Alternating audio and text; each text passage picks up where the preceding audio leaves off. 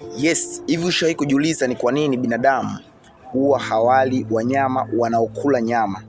Hata na baadhi ya ndege ambao wanaokula nyama huwa hawatumiki kama chakula kwa binadamu. Ushawahi kujiuliza ni kwa nini? Na wanadamu wanapenda sana kula wanyama wanaokula majani, nyasi, matunda, na baadhi labda wanyama wanaokula wadudu, lakini huwa hawali kabisa wanyama ambao wanaokula nyama. Nazungumzia mfano kwa wanyama wa kufugwa kama vile paka, mbwa, kwa wanyama porini kama vile simba, hata kwa wawindaji. Unajua kusikia mtu kakamata anakula nyama ya simba.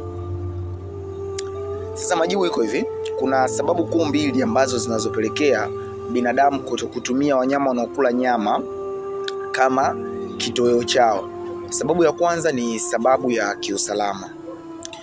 Yule mnyama anayekula nyama huwa anamla mnyama mwingine.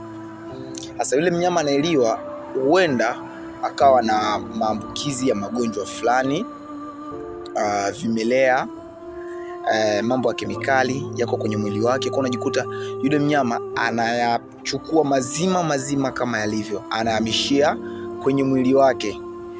Na endapo utaenda kumla huyu mnyama, ni rahisi sana na ni hatari sana kupata yale magonjwa, na pengine ukapata magonjwa ambayo huenda yakawa hata hayana dawa kwa haraka. Lakini pia sababu ya pili huwa ni sababu za kidini. Vitabu vya dini vimeandika kukataza kula wanyama wanaokula nyama.